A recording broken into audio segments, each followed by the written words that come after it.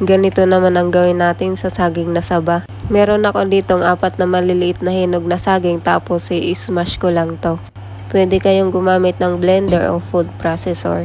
I-transfer naman natin to sa mas malalim na lalagyan. Tapos naglagay ako ng 1 pirasong itlog, 1 teaspoon baking powder, half cup ng pancake mix. Tapos tinansya ko lang yung paglagay ng gatas. Haluin lang natin to hanggang mag-incorporate ang mga ingredients. Naglagay din pala ako ng 1 kutsarang mantika. Hinalo ko lang ulit.